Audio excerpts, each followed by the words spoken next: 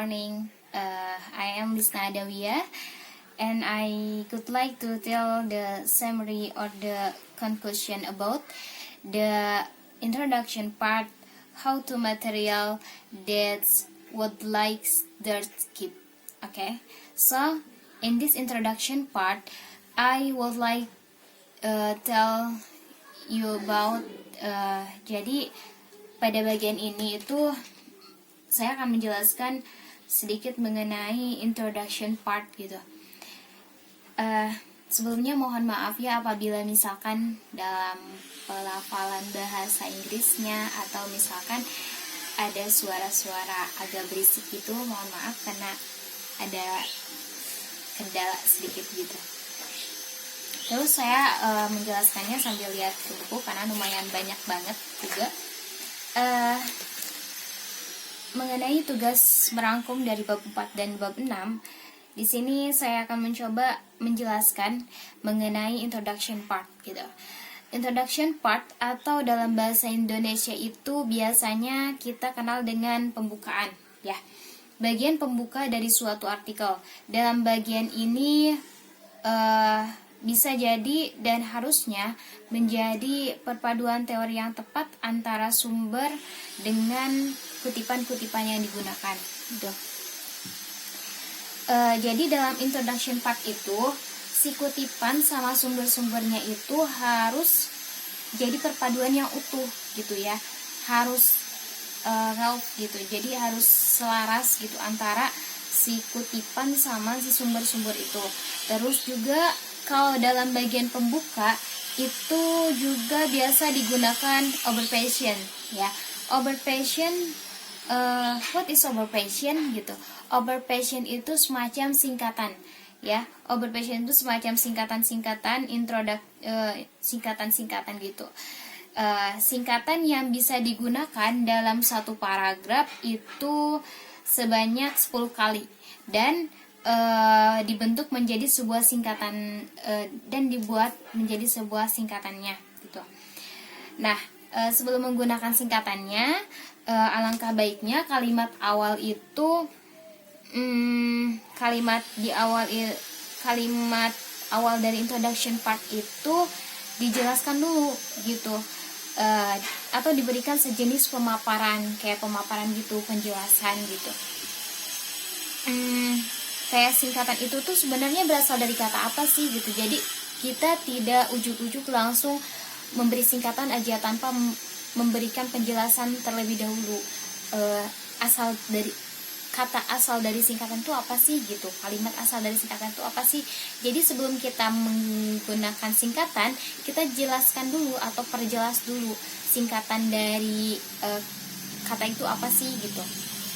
Nah, contohnya misalkan di awal kalimatnya itu bisa digunakan the term of technology, card and change language learning atau TELL, itu disingkatnya TELL. Atau TEL itu jadi singkatan dari Technology Enhanced Language Learning atau TELL. Atau TEL itu singkatan dari yang tadi. Jadi untuk kesana-kesananya itu bisa digunakan singkatannya itu gitu. Si TEL-nya dan itu bisa digunakan dari setelah penjelasan itu sampai nanti di terakhir sampai di akhirnya gitu, sampai di terakhir kalimat terakhirnya. Terus tujuan dari ulasan literatur ini adalah untuk menjelaskan. Dalam introduction itu biasanya ada ulasan literatur gitu. Nah, biasanya itu untuk menjelaskan antara hal-hal yang penting dalam suatu research yang sudah lampau, itu dengan hubungannya hal-hal penting itu dengan masalah yang ada dalam artikel itu gitu. Terus dalam introduction part itu ada tenses yang digunakan ya, ada tenses yang digunakan. Beberapa penulis itu biasanya menggunakan tenses simple past ya. Jadi beberapa penulis artikel itu biasanya menggunakan simple past. Tapi juga untuk informasi-informasi yang lainnya juga biasanya digunakan dengan menggunakan simple present gitu. Jadi tidak hanya simple past yang digunakan, tetapi simple present juga digunakan gitu. Kenapa simple past sih? Kenapa simple past yang digunakan gitu? Itu untuk kejadian-kejadian yang memang sudah lampau. Tapi kalau misalkan simple present itu digunakan untuk suatu hal atau teori-teori yang memang sudah dipatenkan, itu biasanya menggunakan simple present ya. Terus juga ada apa saja sih strategi dalam menulis introduction part gitu. Jadi apa aja sih strategi dalam menyusun introduction part? Dalam menyusun introduction part itu terdapat dua strategi. Sebenarnya terdapat dua strategi gitu. Two strategies untuk menulis introduction part ini ya. Yang pertama adalah ketika si penulis memang membuat introduction part atau pembukanya itu benar-benar di awal gitu. Di awal dijelaskan dia akan membahas tentang apa gitu. Tapi ada juga cara di mana dia menuliskannya itu di akhir paragraf gitu. Ada yang di awal, ada yang di akhir gitu. Tapi ada juga cara di mana dia penulisnya itu di akhir paragraf. Kenapa di akhir? Karena itu tuh kayak summary lagi ya. Tahu kan summary? Summary itu sejenis rangkuman gitu, kayak rangkuman. Rangkuman dari apa sih yang benar gitu, dari apa yang dia bahas oleh si penulisnya itu. Terus mana sih yang benar dari kedua strategi tersebut? Dua-duanya benar. Silakan menggunakan yang mana saja.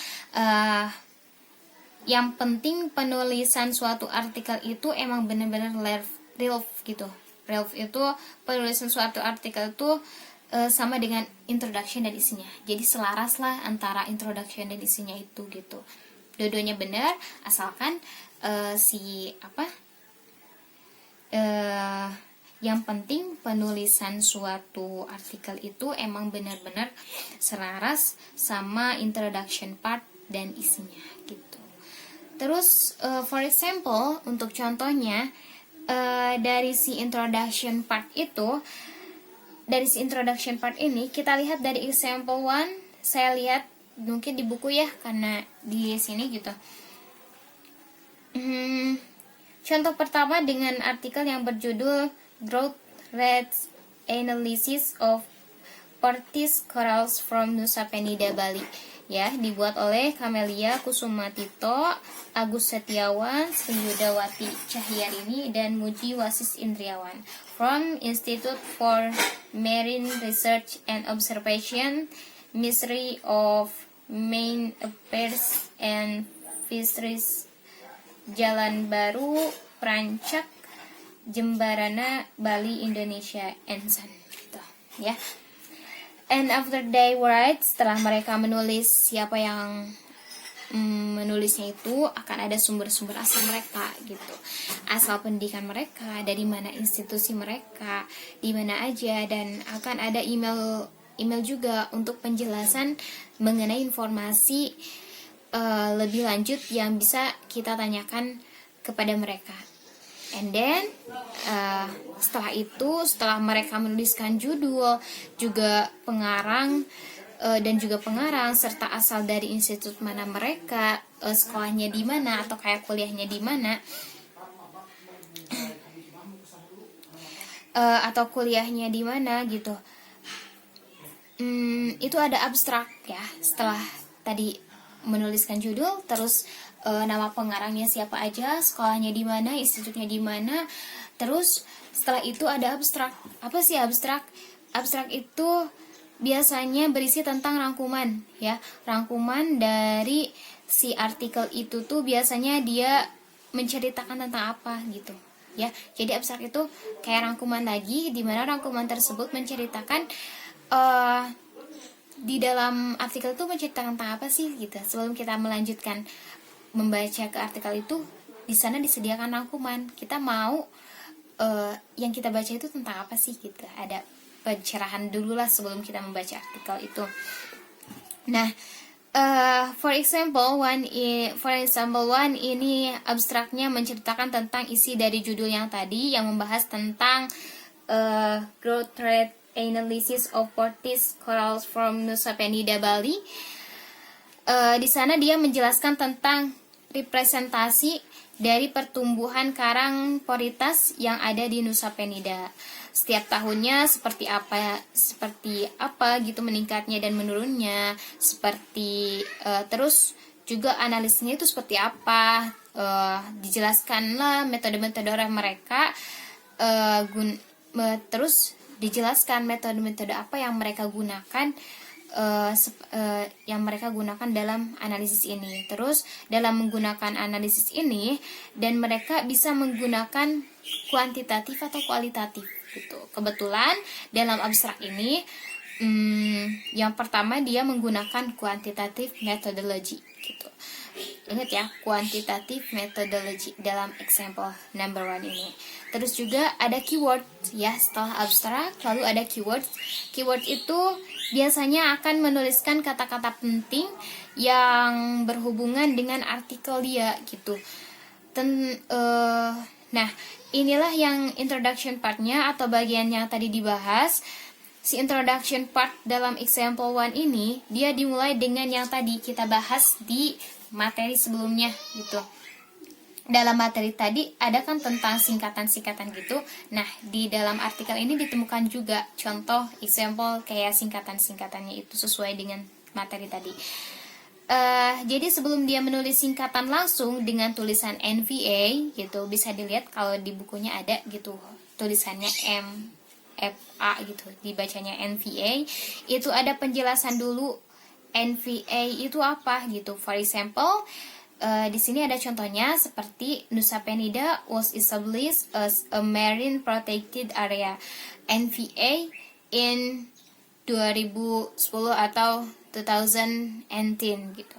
Jadi introduction ini jadi NVA itu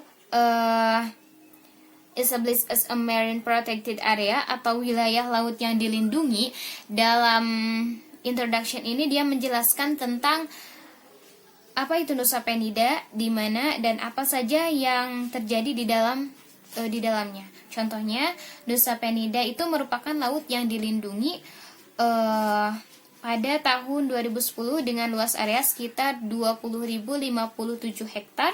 Terus di sana terdapat segitiga karang yang menjadi ekosistem buat karang-karangnya gitu. Dan di bagian di part atau di bagian ketiga, paragraf ketiga, mereka menjelaskan mengenai pertumbuhan karangnya beserta dengan research yang sebelumnya yang membahas si karang-karangnya. Jadi di bagian 3 ini mereka memiliki kayak referensi dan kutipan-kutipan dari research yang sebelumnya yang pernah membahas tentang karang juga gitu.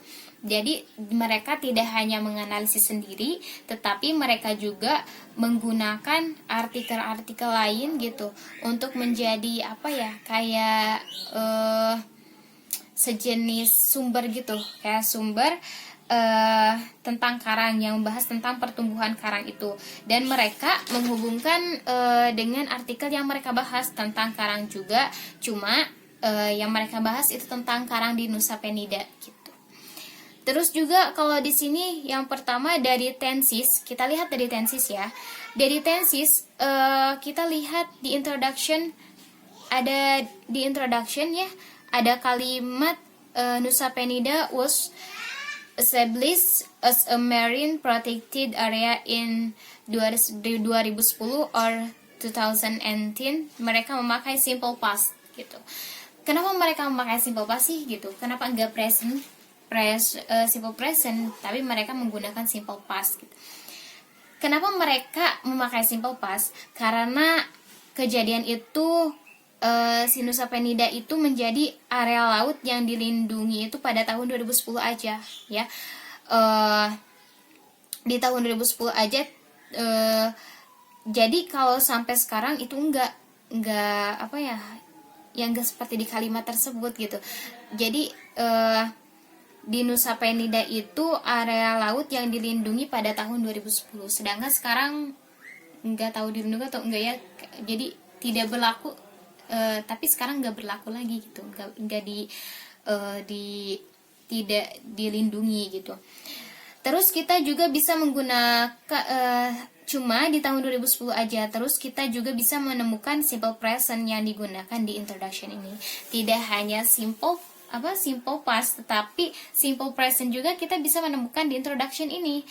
Di paragraf mana sih yang menggunakan simple present? Contohnya di paragraf kedua itu ada Diporitis atau Poritis is a common genus of coral with a worldwide distribution ya. Jadi di paragraf kedua itu ada kalimat Poritis is a common genus of coral with a worldwide distribution. Jadi dia itu membahas bahasan yang kenapa dia memakai simple present past, karena itu adalah fakta dari si Poritis itu sampai sekarang itu gak berubah gitu. Jadi kayak teori-teori gitu deh ya. Kenapa menggunakan simple present, karena tadi dalam penjelasan itu untuk misalkan teori-teori, kalau simple present untuk kejadian yang lampau yang telah kejadian gitu.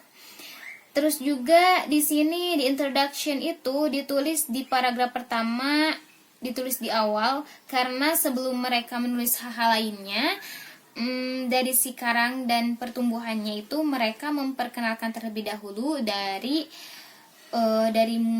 mulai asal usulnya seperti apa, tempatnya, terus di mana letaknya dan hubungannya dengan pertumbuhan atau faktor-faktor yang mempengaruhi pertumbuhan si karang itu seperti apa gitu. Terus juga mereka mengaitkan dengan riset-riset sebelumnya. Jadi mereka tidak hanya menganalisis yang mereka gunakan, tetapi mereka juga menggunakan artikel atau research atau penemuan yang pernah dijelaskan sebelumnya oleh penulis-penulis lain gitu. Jadi mungkin itu yang dapat saya sampaikan. Mohon maaf tadi mungkin ada suara-suara apa gitu ya. Terus saya tidak terlalu fokus ke kamera karena saya menulis rangkumannya di sini, terus jadi ada beberapa bahasa yang belum saya pahami, saya masih melihat di buku gitu. Mungkin itu yang dapat saya sampaikan, kurang dan lebihnya mohon dimaafkan karena saya masih dalam tahap pembelajaran. Oke, terima kasih. Thank you for your attention. See you again. Wassalamualaikum warahmatullahi wabarakatuh. Bye bye.